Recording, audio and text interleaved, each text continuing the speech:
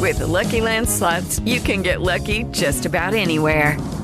This is your captain speaking. We've got clear runway and the weather's fine, but we're just going to circle up here a while and get lucky. No, nothing like that. It's just these cash prizes add up quick. So I suggest you sit back, keep your tray table upright, and start getting lucky. Play for free at LuckyLandSlots.com. Are you feeling lucky? No purchase necessary. Void where prohibited by law. 18 plus terms and conditions apply. See website for details. The race for the Super Bowl is hotting up. And over here on the Nat Coombs Show, so are we. The guys that have been staples there during this historic run, it's time for them to step up. Yep, we're going to be getting you set for the big show with some of the best and brightest NFL voices from both sides of the pond. San Francisco's offense is a different story. That's where Aaron Glenn comes in. I think Lamar Jackson has developed as a quarterback. I think he's utilized all of these narratives around him. We'll be out in Vegas too for the Super Bowl. So check out the Nat Coombs Show, American football, British accent. Serie A Chronicles is a Media Chronicles production.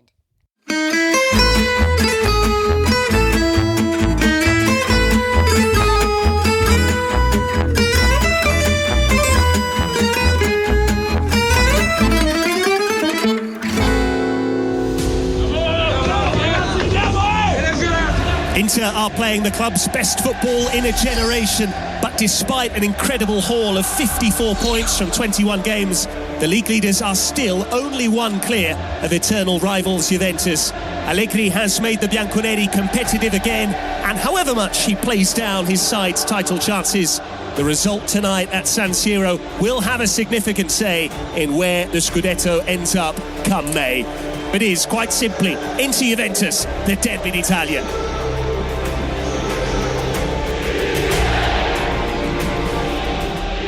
Di Marco started to wander. Barella's ball in. Pavard! He missed it, but it's in! A scrappy goal, but at this stage, they all matter so much for Inter, and they lead in the derby d'Italia. Thuram didn't claim it. He celebrated nonetheless. Gatti, the unfortunate party, who has put past his own goalkeeper. Inter are the force in Serie A. The nerazzurri go 4 points clear at the Serie A summit. They still have a game in hand, and this could be the night when they took a big step towards the Scudetto, a big stride towards the second star on their shirt.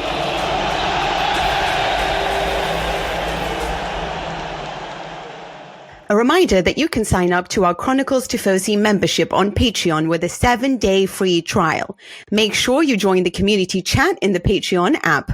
Also, please give us a 5-star rating, or I'll come for you, and a review on Apple Podcasts, Spotify, or wherever you're listening. It helps us to be found. Hello, and welcome to another... Don't laugh, Nikki. Sorry. Hello, and welcome to another episode of the Serie A Chronicles. I'm Mina Rizuki, and I'll be your host for today. And as always, I'm joined by the wonderful Nikki Bandini and the very impressively booming voice of Patrick Kendrick. Hello, guys. How are you doing on this fine Tuesday morning? I feel like I have to let Patrick respond after. Yeah, I was worried you were going to say the wonderful Nikki Bandini and the not so wonderful Patrick Kendrick. So I think on that basis, I'll take the booming voice. It did make me laugh when you said, I'll come for you when you were talking about the 7-day free trial, because off air, just before we started, we were actually calling Mina Yeri Mina Rizuki. So I like the idea of Yeri Mina Rizuka coming for you and actually sort of going studs up into your shin because you haven't signed up for a 7-day trial. So make sure you do. You know what it is? I have this sort of weird following of Manchester United fans, and I'm not sure where that comes from because I don't do anything with Manchester United.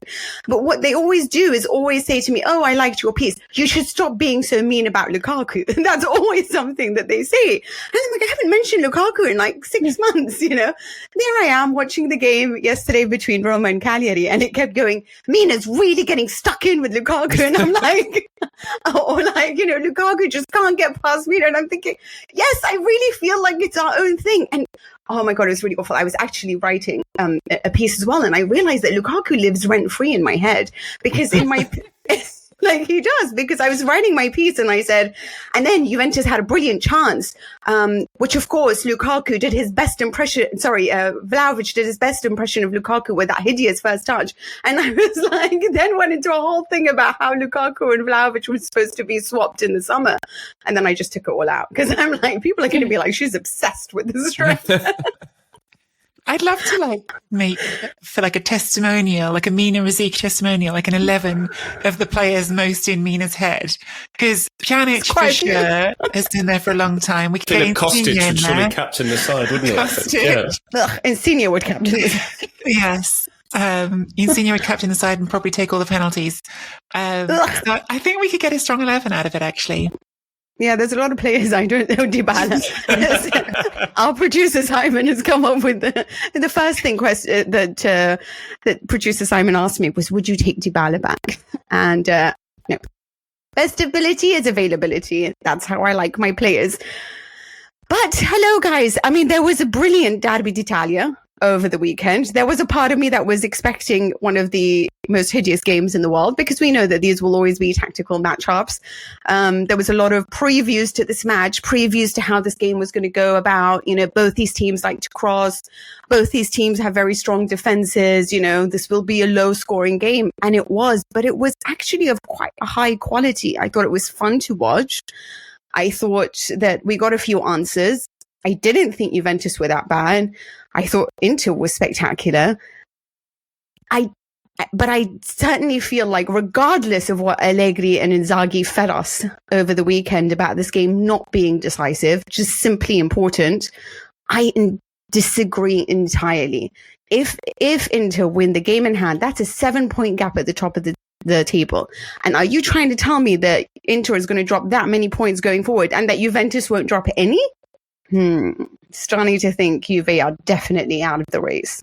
What do you think, Nikki? I think it felt more decisive for Inter to win it than Juventus to win it, right? Because if Juventus had won it, Inter would still have had the game in hand. And the thing all along that I don't think any of us have really deviated from is that Inter are the better team. That's just been true since the beginning of the season and is still true today. And so when you're looking at a situation and you see the better team now further in front, that does feel more decisive than if the worst team gets its nose in front, because you look at it and think, well, okay, but they're still the worst team. There's more vulnerability there. I don't agree that you can talk about a title race being over in February, because I don't think any title race is ever over in February. Even maybe last season when it was Napoli and they were 15 points clear in February. Maybe that was more of a case, but certainly not this season. Because I think there are still things that could significantly derail this Inter team. And in fact, especially now that the transfer window has closed. But I think those things are mostly the sort of horrible things you don't want to think about, like injuries. I think if Lautaro was to go down with a big injury, that would be a major question mark over how they would handle that over season. Not that they don't still have good players, of course. Marcus Thuram's been brilliant, but the drop-off is going to be huge. You're talking about one of the best players in the world. And I think that probably I would say the same about even though they're much more robust in midfield, I think I might say the same thing about Çalhanoğlu at this point. I think Çalhanoğlu is so fundamental to the way they play.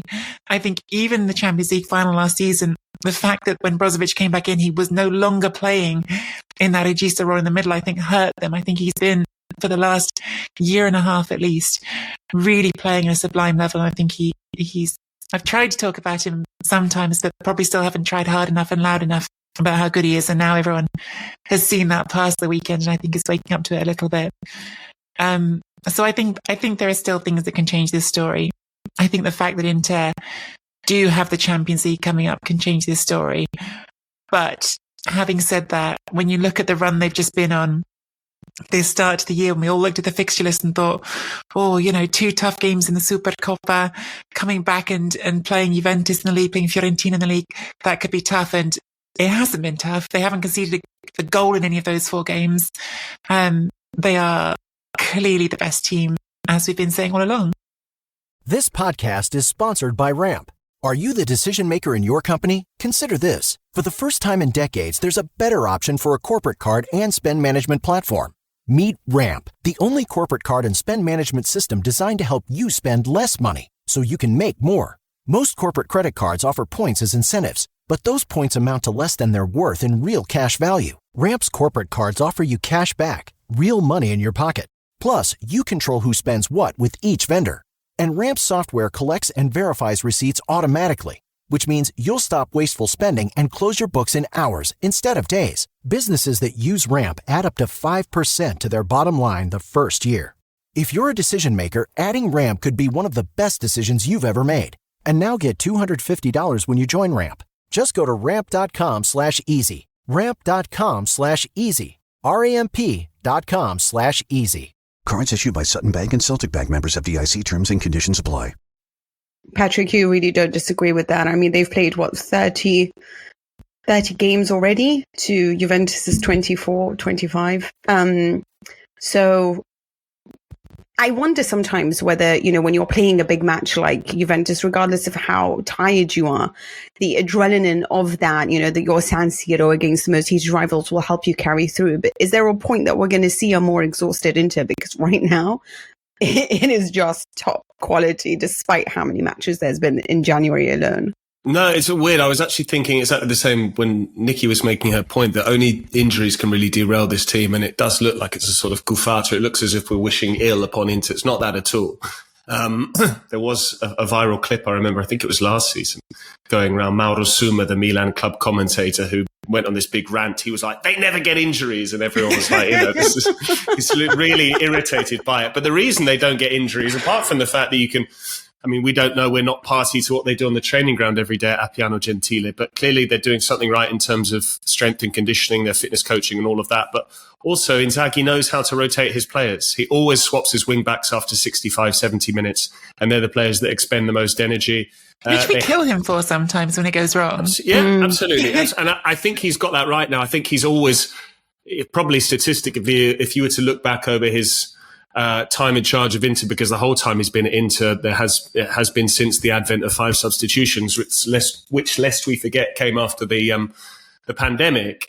And I think he's always used his 5 substitutions, and he's now blessed with a squad whereby he does have 2, if not 3, alternatives for every position. Because even if he wants to mix it up further, he can occasionally bring on De Vrij and then push Acerbi to left centre back, which allows him to take off Bastoni and so on and so forth. So I'm of the opinion that I don't see Juventus getting back into it. I don't think the title race is over, but I tend to agree with you. 4 points plus a game in hand. It's not just any game in hand. It's still Atalanta. So albeit it's Atalanta at San Siro, not in Bergamo. Even then, Inter are one of only 2 teams to have won in Bergamo so far this season. The other one, Napoli. Walter Mazzarri's first game in charge. Yes.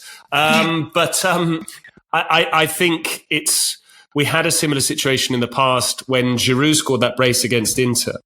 When Inter led in the derby, that was in 2022, pretty much 2 years ago to the day. Inter were going 7 points clear, I think, with a game in hand. And then Giroud obviously turned that match around, and Inter went on to lose that game in hand against Bologna. But this nerazzurri team has come on leaps and bounds since then. They've got a lot more self-belief. They've won trophies since then. They've been to the Champions League final. To me, it looks like a 100-point season for them. Wow, that much? I think so. And I think it all comes down to their Champions League endeavours now. Because I'm very keen to get your guys' thoughts on it, because there's sort of 2 schools of thought here. The one is that if you've got a big lead in the title race, you can then start playing the reserves in the league and just focus on picking your strongest 11 for the Champions League. I think that's less relevant because what we're talking about now with 5 substitutions. And the other school of thought is you need to be pushed hard domestically so that you are playing your best football every single game for when those big European games come along. I don't know whether it's a help or a hindrance if Inter build a bigger lead now ahead of Atletico Madrid and then perhaps into the quarterfinals of the Champions League. I personally don't believe in these things. I don't think that there's a pattern. I don't know if there's one way that wins over the other way. But I want to go back to your substitutions, because you said that he always rotates his wing backs, which is true. You're right. Actually, that's probably why they're in such great condition. But do you think that he rotates the midfielders enough, or that because I feel like it's always sort of the starting 11 with them, whereas I see a lot more change in the other teams. And I wonder whether I don't know, say you lose Çalhanoğlu, which you can see that it hurt them against Fiorentina because they lost Barella and Çalhanoğlu, but say they lose one of them, even if it's for 3 weeks, like, are they prepared to go ahead with Aslani? And that's the only thing that I'm not entirely sure that the second string are up to the same level of the first team. I mean, but they aren't, and that's why they're the second string. I think Patrick made a really good point about like the five substitutions, but I'm with you, Mina. Like, broadly, I think that there are certain places that get rotated and some that don't. And you went straight to the midfield. Like, my brain goes straight to Marko Arnautovic, somehow not scoring again. Like, Marko Arnautovic and Alexis Sanchez are not really like anywhere near the same level as Lautaro and Thuram. So yes, if you lose your attack, you've got some big questions you're going to have to answer. And I do think in terms of midfield, it's really interesting because there are some players who I think I'd like to see start a little bit more. I'd like to see Fratesi start some more games, given we're talking about this and the number of games. He's played a lot of games, and I think that 5 substitution thing is a really interesting point, like I say. But he's only started 2 in Serie A all season. And I suppose that's where Inzaghi would come back to the thing he sort of, because actually I think first of all, I think I'm slightly worried we're being like too, could we get a title race and picking for things that could go wrong about this, when actually we probably should be saying, God, Inter are brilliant. They're brilliant. Yeah, Fantastic. they really Absolutely as good as Inter are. They're brilliant. And I really hope they show it against Atletico, because I think that there is this tendency still, even after they went to the final last season, in the rest of Europe, to overlook them a bit. And I think they're so good. I think they're really, really still in the very top teams in Europe this season. But I do think that that's kind of in amongst everything that Inzaghi's sort of been doing right. I think he sort of betrayed it himself in the pre-match comments about saying, hey, when Napoli did this last season, they had a massive buffer. We still don't have this buffer. And I think maybe that is what he's hoping to finally get, and might give him a chance to feel more confident starting some games without the untouchables, if you want to call them that, in the team. It's interesting because we always talk about, I've noticed this recently, that when we talk about teams, it's always sort of Pioli's Milan, and a lot of talk about Stefano Pioli, a lot of talk about Allegri's Juve, Allegri's different points as a coach. But when it comes to Inter, we talk a lot more about the team than we do about Inzaghi. I'm not sure if he gets enough plaudits for everything that he's managed to do. And one of the interesting points that I was listening to, again, I'm sorry, this is not my point, I heard it somewhere, but how Inzaghi always prefers to have 2 ball players like Mkhitaryan and Çalhanoğlu, right, rather than have another sort of, Fratesi and Barella and just 1 ball player, if you like. And it's that has made the difference, because it allows for, this perfect combination, and something that Juventus don't have, because they just don't have enough ball players in their team.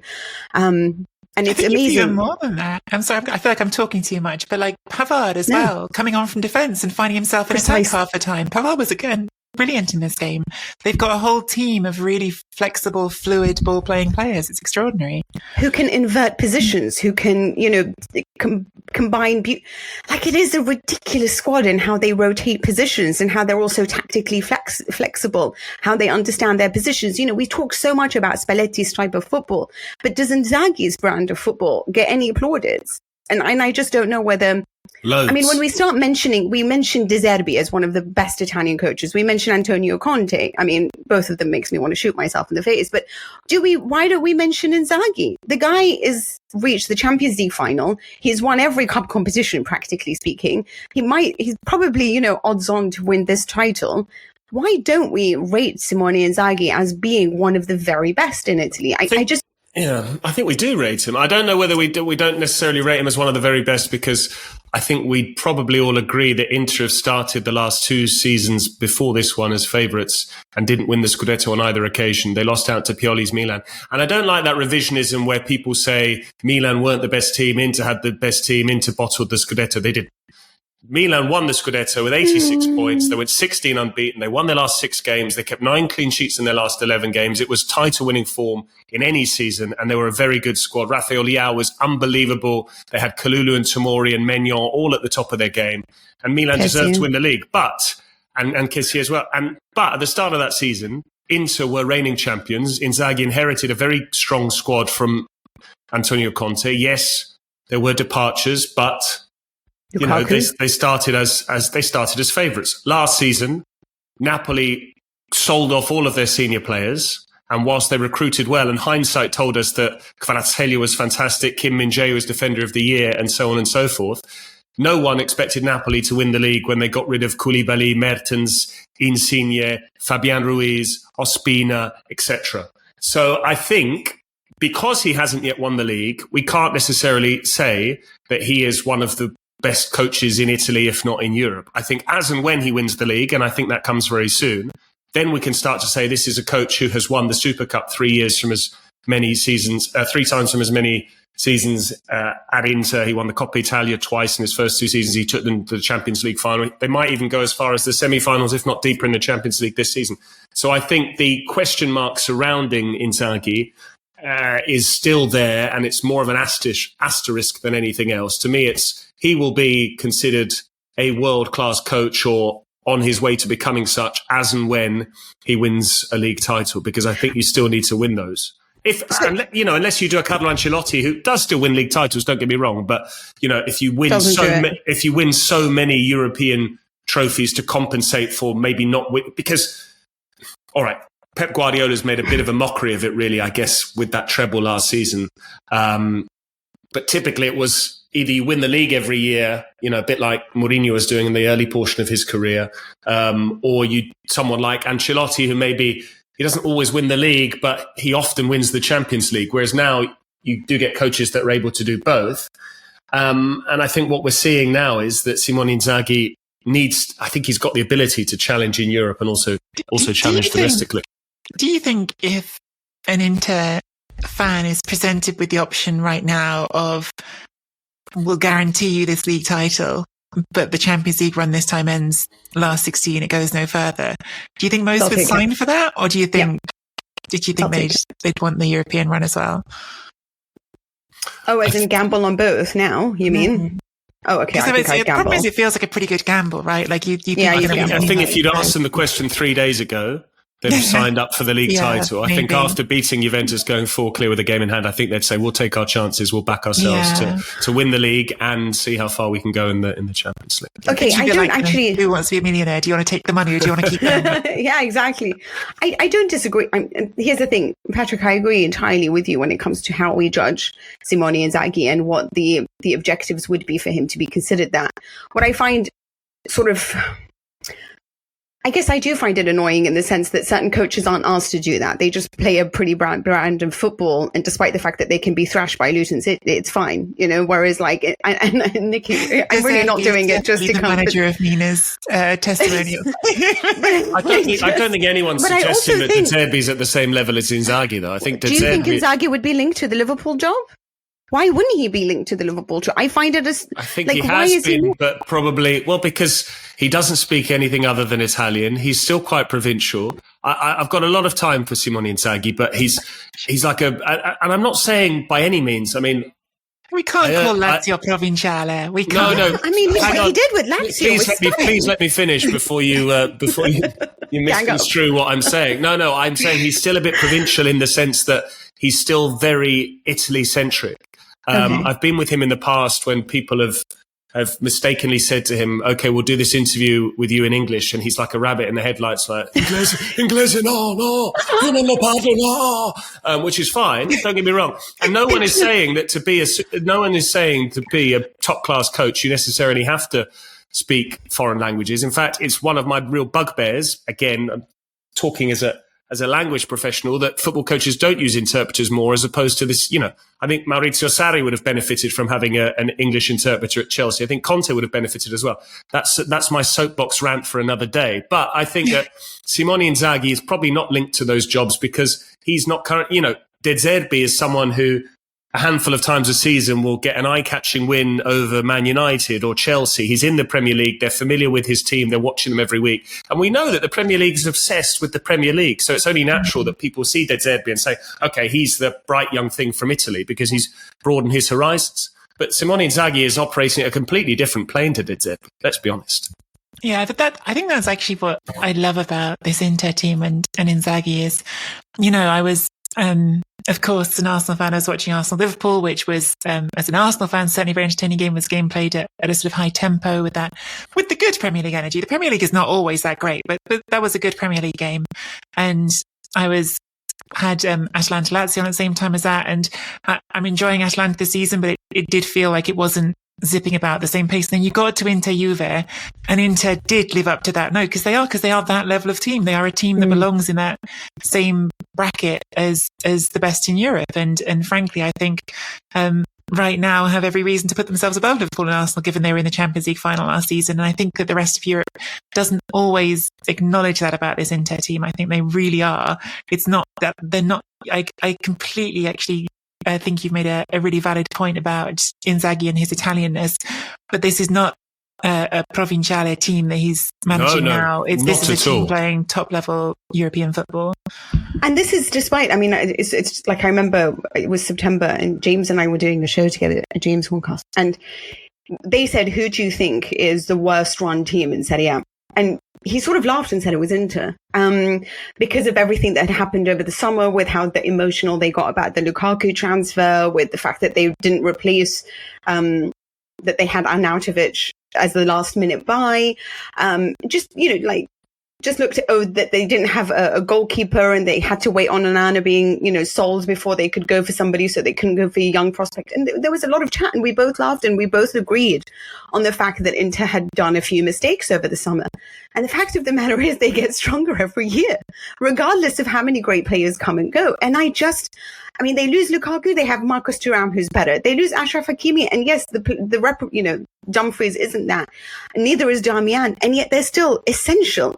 Di Marco has grown into one of the world's greatest. Mkhitaryan, where was this at Roma? Mkhitaryan's been so good. It's just incredible the way that he is playing. It's lights out at the moment. And anyway, I do think that we've talked a lot about Inter, but I do want to talk a little bit about Juventus. Can I just bring one thing with Inter really quickly before, because I know you went to a Euro, which is completely right. But I just, this is the big, I guess, sort of Damocles hanging over them is debt. And they have, last year they brought their losses down on the last year's account to about 80 million euros from 140 million. So big improvement, but it's still 80 million euros of losses on their last year's account, while they have more than 300 million euros in outstanding loans. So you're absolutely right. They've done miracles in the transfer market. They may need to continue to do miracles to sustain this in the long run. But right now, this season, I think the football is once again scintillating. It really is. It really is.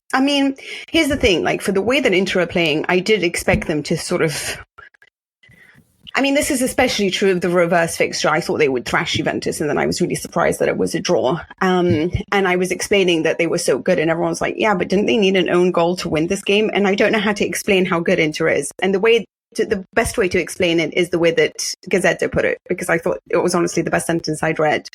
And it said that this game could have been much worse had it not been for Szczesny's saves that should be investigated by the Vatican because of the miracle, because of how miraculous they were in nature. And I just thought, it's true, they should be investigated by the Vatican, because they were just such unbelievable saves.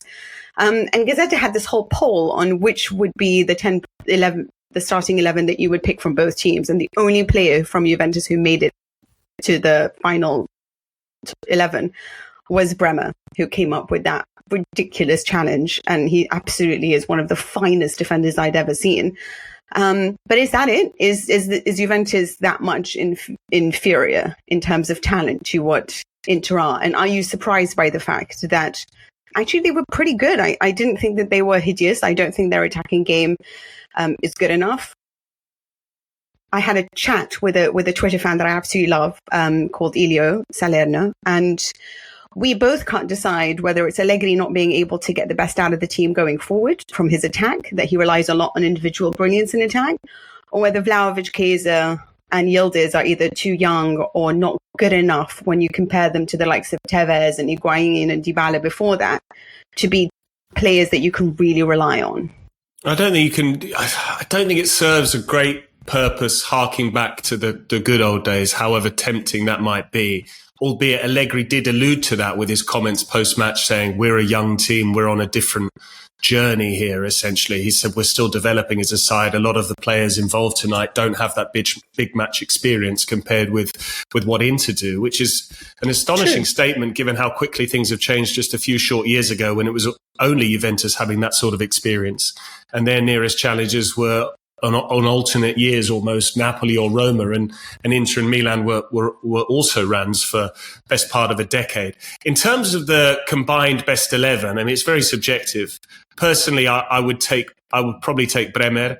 I think there's an argument for Danilo as well. I'm a big Pavard fan, don't get me wrong, but I think Danilo has done it at Serie A level for a lot longer than Pavard, who's having a very good season in a very well-oiled machine, and I think he had an outstanding game. But I would pick Rabiot ahead of Mkhitaryan and on left central midfield in a five-man midfield as well. I think he offers a lot more, both in terms of his goal scoring and also just his ability to keep the ball. I think there's big disservice done to a lot of Juventus players. What about Chesney? And I would probably take him as a pure goalkeeper as well. I think Sommer's better with his feet, but I think, yes, Szczesny was absolutely outstanding against Inter. And I'd reject the notion slightly that, yes, Inter could have won the game more convincingly, but part of that comes down to the fact that the onus was on Juventus to not lose the game. It wasn't must win for either side. It was must not lose for Juventus, and they did lose. So therefore, they had to open up in the second half, having gone in trailing by 1-0 because of that unfortunate own goal. And so therefore you get two opportunities when they're basically caught on the counter. I don't think it was Inter bombarding them by any means. I think, one of them is that lovely, basically it's a give and go between Barella and Di Marco, then knocks it back to the back post and Szczesny makes himself big and it's his trailing leg that keeps it out.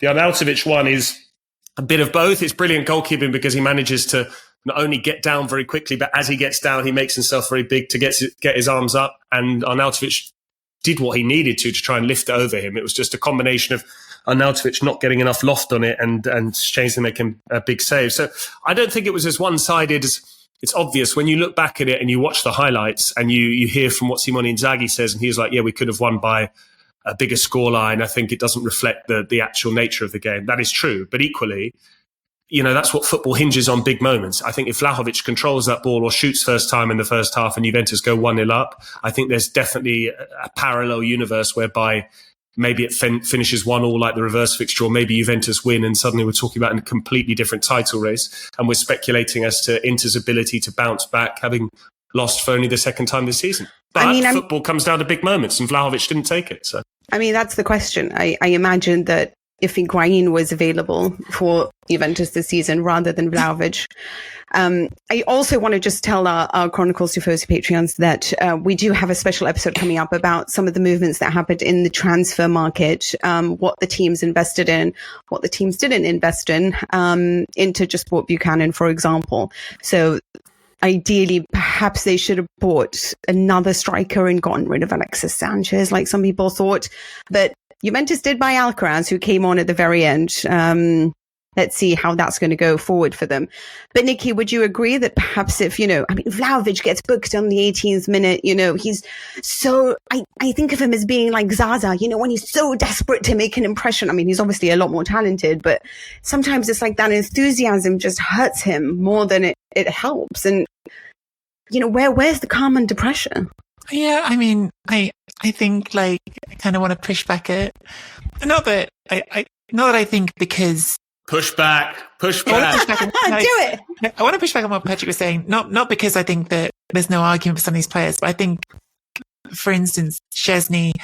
I think Szczesny's fine. He had a really good game, and I think he can actually say a couple of great saves. But I think he's just fine. Speaks the Arsenal fan in you. I think he's not a particularly special goalkeeper. I think he's had moments in his career where he gets overrated because he makes a couple of good saves, and he has other times where he makes bad mistakes. That's true. Like a normal, solid goalkeeper. He's not awful. I just think he's not that special. And given that Sommer has 14 clean sheets in 22 games, I think I'd give him the benefit of the doubt. But Onana had that, and look at what's going on with Onana now. How many saves does Sommer have to make every game? Do you know what I mean? Yeah, but that's the point, exactly. Isn't it? Like, that's what Materazzi said. It is the point. No, it is the point. Materazzi said, with his feet, what's more important to having your keeper if you're not going to give up that many shots most games? You think Head to SerieAchronicles.com/Patreon now and subscribe to the Chronicles Tifosi Patreon membership with a free 7-day trial. Get early access to every full-length episode and voice note before the rest of the world. Plus, all episodes are 100% ad-free. And you get bonus Patreon-only exclusive episodes, video episodes, and behind-the-scenes extras. Also, be sure to join the new chat community in the Patreon app and chat with fellow subscribers. Sports Social Podcast Network. It is Ryan here, and I have a question for you. What do you do when you win?